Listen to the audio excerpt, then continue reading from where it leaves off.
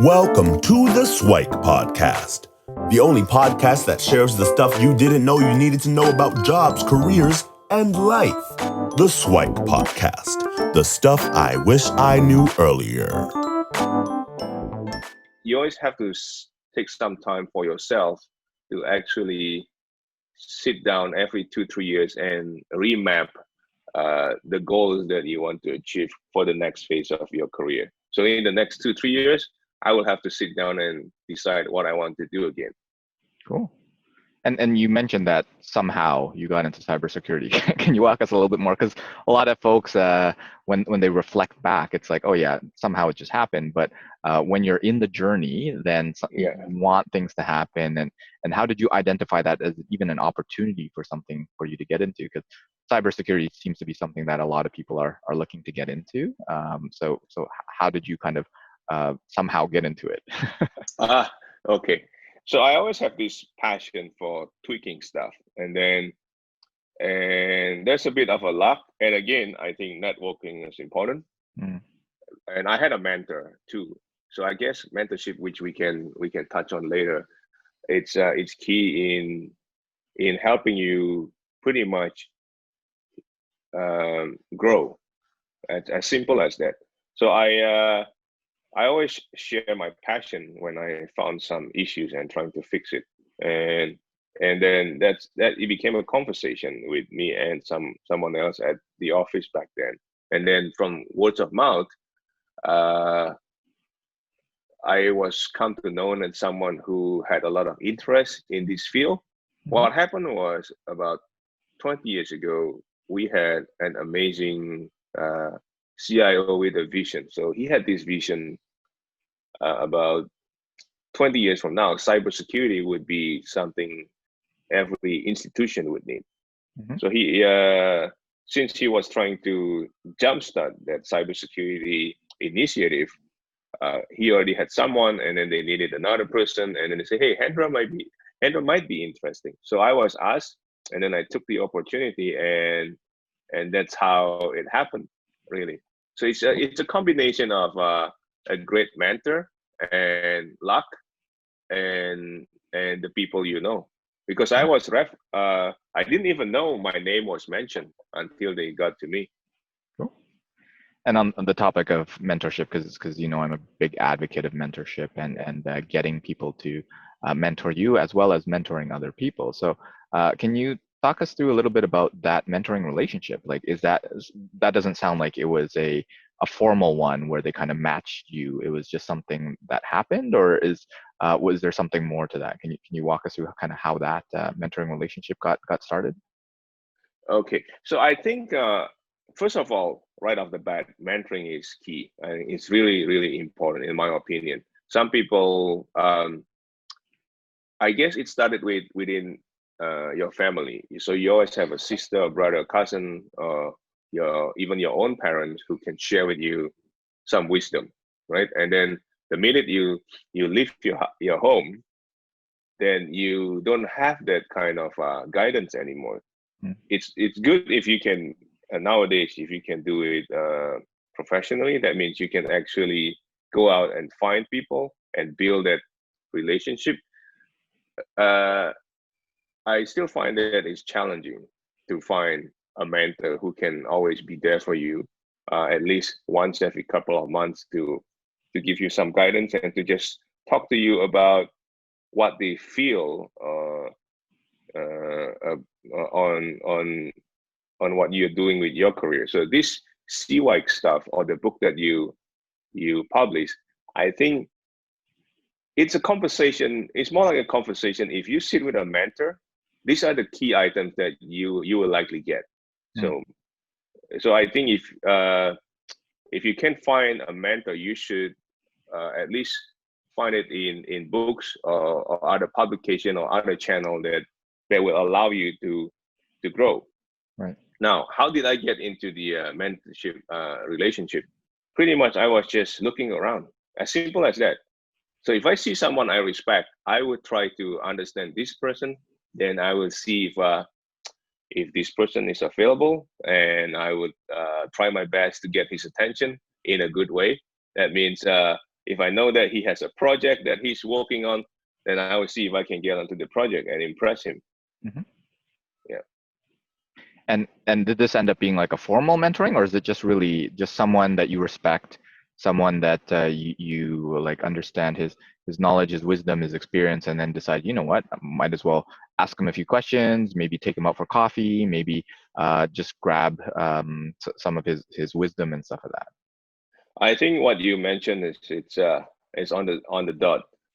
So what I did was, I already know. I'll give you an example. So there was the CIO who decided to uh, to jumpstart the cybersecurity program. Eventually, he became my mentor. Back then, I didn't even talk to him because I was just this tech support, first level, customer facing an analyst. Then after a while, from I grew within the organization up to a point where I became closer to him professionally, and then uh, over the years I built my rapport, and eventually when I talked to him or when he got a chance, we just I just asked some questions, and it's the bit by bit, and I build it into today. I can simply send him a message, and if he's free, we can go for coffee.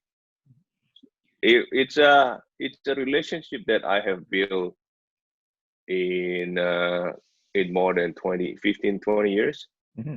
From the beginning, where I was like, hey, he got a good degree, he looked like a decent person. Then from that point on, I was thinking it would be great if I could just talk to him. I don't think we have an official title that he's my mentor. Mm-hmm. But then I from all the guidance and wisdom he has ever provided me, I think he fit into that role. Does he know that he's your mentor? I asked him a lot of questions, like how to deal with this situation, how to deal with these people, what should I do, what do you think of this strategy. I don't think he's humble enough not to call himself my mentor, but then he's more than just a mentor. He has shared with me a lot of wisdom that I've managed to use and has been very useful to date. Yeah, and I think that's an important point in that a lot of people think these mentoring relationships have to be very formal, right? Join a program, you're matched, and you two have to kind of sit there. But it sounds like that you could really leverage anyone around you as a mentor, someone who has done something that you haven't, knows more that you don't, and are connected to different people that you aren't, and just reaching out to them and getting to know them. Trying to do something for them, as you said, about like the projects that he was on, to try to get their attention and be helpful to them, so that you're not just the person, the mentee who's always taking and always asking questions and not giving anything returned, making it a two-way street. And then it doesn't even have to be formal, because whenever he's available for coffee, then you chat. Whenever he's available to take a few questions, then you chat. But if he's not available, well, then you'll try to get your information elsewhere, or wait till he's available. So I think that's an important note, where mentoring doesn't actually have to be this formal relationship, to the point where like he doesn't formally know that that you're he's your mentor, that sort of thing, but you've learned so much for him otherwise. I'm glad that we kind of went through mentoring and your ability to go out and find mentors, but I want to kind of shift it to the other side, because I understand the importance, or I try to elevate the importance of other people sharing their wisdom and becoming mentors in themselves. So I know that you started a young professionals organization within the Indonesian community, and can you describe a little bit about like your interest in kind of youth empowerment, youth enablement, and how did that whole process start? Again, the whole process started kind of I didn't have any plan, and then someone approached me, and I thought it was a great idea, and so I just decided to sign up. In terms of mentoring people, I believe that's always important to give back for some reason, which I'm not sure how I got into it, but I think it's important to give back. One of the things after I put some thought into it that came out is, I think we're going to get old, and and we will continue to live to a certain point, right? But we will not be as productive anymore. So I think the future depends on the younger generation to continue to make sure that this place will continue to run properly. This place, as in, and probably in a bigger sense in this world. So uh, I know that there are always problems that we face, and I will, in my entire lifetime, I wouldn't be able to solve all of the problems. I probably not even a tiniest portion of what all the problems we have in this world. So that means uh, to give back is to actually trying to solve that problem, one, and two, on a more, I call it a personal level, you also learn from these people, right? So the way I look at it is the principle of success or development or career development is always the same. You need to have good communication skill, but at the same time, the way to communicate or the channel that we use to communicate has always evolved. So it changes from time to time. We used to be able to meet for coffee. Now we really have to use online meeting and virtual meeting, just because something decided to the world basically shifted a little bit, and then we have to adjust. Mm-hmm. So I think that is important in a way to kind of know what's going on around you. So that's how I believe giving back has some benefit. One of the benefit is you can pass on some legacy and something that people have taught you, and then you can share it and with other people so they can become successful as well. And the other thing is also for yourself, that you can continue to learn what's new, what's current, and in many sense and in many respects, it helped me with my career so far. Cool. So what are some of the things that the YP, the initiatives that you ran, what have they done? And then what are kind of your hopes and aspirations for the future? Because I know you're thinking about rebooting it and trying to ramp it back up. So what are some of the things that you've done, and what do you want to be doing in the near or longer term future? I think for the yeah, I was away for a while when I was in the MBA program. So after now that I'm done, I'm thinking of going back to this giving back idea, and I believe that there was a a, a medium which I can use to kickstart this, and that is the Young Indonesian Professional Group, and it's not that active right now. So my plan is to actually have another event where I can connect people from. Usually, I did that a few years back, and the idea was the same. Pretty much, we have the people who are looking to go into the workforce in almost graduate or still in a university, and we have people who have been there, so they can share the SIWIKE with the people who are looking for a job, and from there they can learn the tricks and tips, and also manage to get some name for potential mentorship going forward. So that my aspiration would be to have an event like that. We'll get some speakers who have a lot of knowledge in professional networking and personal development, and to share some knowledge as well, and we'll take it from there. Cool. So you spoke a little bit about like arranging kind of mentoring relationships, having people share their SIWIKE, the stuff I wish I knew earlier. So what's some of that that you've encountered within your life? So maybe taking it earlier in your career. So even, I don't know if you can find something that even before you transition to Canada, is there anything that you would want to tell yourself in high school as you're making that transition, or after you've landed, and then as you go through your career, and then as you started your MBA, and then even now, like is there some stuff that you wish you knew earlier, or something that if you could go back and tell your younger self, what would some of those things be? Okay, I think the important things to know, first of all, is to have a growth mindset. Hmm. I guess that's really important. I believe you mentioned it in your book as well, and Mhm. it resonates with me really well. Pretty much the from the fact that I keep going back to school to learn new stuff, it's a testament to my. I agree with that mindset, the growth mindset. You always have to try to grow in a way. It's fine if you don't feel like you need to do that, but I guess if you have that aspiration to be better than today, you, I mean, if you want to be better going forward, I guess having a growth mindset is really important. And And is to that all, something you yeah, naturally had, or is that something that you acquired over time? uh, no, actually, it's something I have acquired over time. Hmm, okay. So from talking to friends and talking to mentors, official mentors or unofficial mentors, Hmm. they always I learned that people who are successful and to have some sort of achievement in their life, which is worth mentioning, it's to actually they have this mindset that they need to continue to grow. They never stop learning. I think that is key.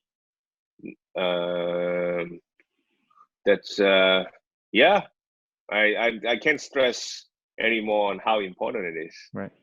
And another important aspect of the growth mindset is to even know that you can grow, right? So definitely taking the time to improve, learn, and get better. But even knowing that with the right tools, tips, tricks, concepts, relationships, resources, whatever it is, that you have a belief that you can get better, right? So that's really the difference between the fixed mindset, which is the opposite of it, and that Hmm. really limits you and says, you know what, I can't possibly do it. So a lot of people use the kind of IQ score as well. I'm just dumb. I can't do it. I'm not good at math or whatever.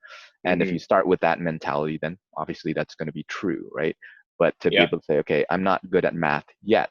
I'm not good at whatever it is yet, can be a clear differentiator in terms of growth and stuff. So I think that's amazing. So that has carried, I guess, throughout your career path. But if you were to be able to give yourself some advice, let's say as an international student when you first landed in Yeah. Canada, right? Yeah. What are some of the things that you might share with yourself? First of all, I would hope that I put more focus or emphasis on communication skill, Hmm, like okay. writing skill, and to be able to communicate in general was really important. That's one. And two, I would the growth mindset because I got to it late. Hmm, So that means if I knew it was so useful earlier, then I would spend more resource and time to actually grow myself. So I had a time where basically I wasn't growing. So I think there was a time wasted. I'm not saying that by growing you really have to you have no fun in life at all, mhm. but then you should have fun, but then at the same time you should be growing. So what I learned from a couple of weeks ago, I learned something about a lifetime and that time. So a lifetime is what you could pretty much uh you you think about is what you are doing will help you get what you want later on. A lot of people are always on pilot mode, autopilot mode, so they don't care what comes at them. And I Mhm. think that is a complete waste. Hmm. That's a waste of the time. And I think you should plan about what you want to do. It doesn't have to happen soon, but you should work towards something that you like. It's not always right. You will make mistake. The other thing, and that's the other thing that I would like to share. You will make mistake for sure. Okay. I've made a lot more mistake that I would like to admit. Mhm. So I make tons of mistakes, and from those mistakes, they are actually some of them are completely dumb. I've learned nothing, and it was just I don't know why I did it in the first place. I know that I will still make a lot of mistakes. I hope it's not as dumb, but some of them are really useful. and they actually become something that you can, something that will help you later on in your career or in your life. And one perspective that I encourage folks to think about is to understand that, well, it's not really a mistake unless you do it again, right? So Okay, the quote that I live by is, I never lose, either win or I learn, right? that's amazing. So it's basically taking those mistakes, those failures, whatever it is, and turning it Yeah. into, okay, what lessons can you get? Now, if you made a quote unquote mistake, you didn't really make a mistake because you didn't actually know that that was going to happen, or you were lacking information, resources, or whatever. It's a mistake when you know it and then you still do it anyway, right? Those are mistakes, right? Okay. And so sometimes changing the perspective to say, well, it's not really a mistake, it's just something that I didn't really know before. That can be a huge Okay. empowering factor as well. But I want to take a minute to go back to that first recommendation about communication. So Yeah. were there some kind of tangible or practical or executable, repeatable tips that you could share with folks on how to do that, right? Or were there any kind of resources that help you? I've heard some folks say that they just watch a lot of TV and then they try to practice talking and speaking and understanding that, or their favorite shows or whatever. What are Okay. some of the things that helped you from a communication perspective so that people can kind of tactically and practically grow in that space? I see. A great question. I think uh, let me put that in a simple way. Whatever you put, I believe you will be good at on what you put on. So if you watch a lot of TV, you'll be good at watching TV for sure. You will know the inside out of the show that you're watching, which is fine. If that's what you want, if you are in the showbiz business, if you're in that type of career trajectory, by all means, watch a lot of TV, right? If you're going to be a director in Hollywood one day, if that's what you aspire to be, then you have to watch TV. You have to watch show. You have to understand what's going on. But don't do it on other than using it as a tool to relax from time to time. If you do it excessively without any objective or goals, then it's not that great, in my opinion. So to improve on the communication skill, I think all you have to do is to have some idea what you want to get out of it. So practice makes perfect. For example, if you like to be good at professional networking, you want to be good at talking to people and have a great listening skill, then do that. Do a lot of it. You just go out and start talking to people. Be deliberate about it. That means set some time and make the commitment and go out and do it. An example that I can share is I always, because of all this giving back that I have to do, I realize that one of the things that I need is to be able to speak in public. So that means I have to make some commitment. I have to spend some time and resource to get better at it. So I joined Toastmasters. Hmm.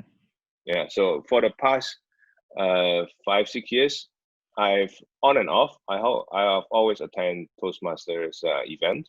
I join local club, and I look for opportunities where I can speak publicly, and it's a lot of practice, and I think it has paid dividends in terms of my my growth, personal growth and professional growth both. Right, and for those that don't know what Toastmasters is, I think it's a not-for-profit organization where they focus on public speaking, right? And there are Yes. chapters all over the world and Yeah. a bunch around the city, and they usually meet once a week or sometimes even more often, sometimes less often. And there's a whole structure where you talk about a certain Yeah. topic, you occasionally do speeches, and then you can kind of work your way up into levels of speeches. So a lot of it, from what I'm taking away from this, is really just practice, right? So Toastmasters is a framework where you have to go in on a weekly basis, on a periodic basis, to consistently practice. And I think the way that it's structured is that it helps you to improve, right? So it's not just about doing it; it's doing it with the purpose of getting better, as you kind of mentioned, with some kind of goal in mind, right? So I think yeah, Toastmasters is a great resource to do that, and yeah, hopefully people can research in terms of local clubs and things like that to get around. So if you were to kind of move ahead and give yourself some advice and guidance when you were getting into the working world, right? So Yeah. so you just graduated, and maybe did you have a job waiting for you when you graduated, or did you have to kind of go through that process? I have been lucky enough to always. I didn't have things waiting for me, but things happen. Okay. Basically, I I just meet a lot of people, do what I usually do. I network. I put some effort into it. Basically, when like say in these 3 months, I take stocks. Have I met any new people? Have I tried to touch base with my old friends? Did I maintain the relationship? And from those effort that I have put in, it it compounds. Basically, eventually, it will start paying back. Mhm. So jobs usually become available not because I was looking for it, but it became available uh, because the opportunity just opened, and I was thinking, hey, maybe it's a good thing to give it a shot.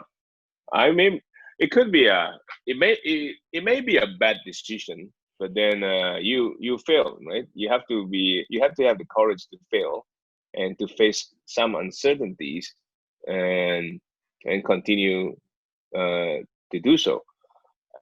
Uh, for if I were to pass on something about finding a job, is to actually network a lot, to give back a lot, and volunteers. Uh, I don't know, just get out there, start practicing, start talking to people, and have some idea in mind. For example, you want to be a cybersecurity analyst, for example, you want to get into that kind of industry, and start looking up local chapters, attend the meetings. Most of them are free, and put in the effort. Eventually, it will pay back.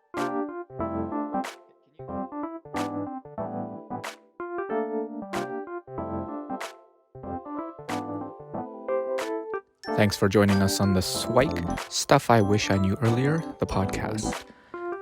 If you like the podcast, please subscribe on iTunes, Stitcher, or wherever you found this podcast. And if you can give us a review, that would be very appreciated. Feel free to contact me on LinkedIn at Luki Danu, LUKIDANU, and the same on most social media platforms. And I look forward to hearing from you. Thanks. Bye.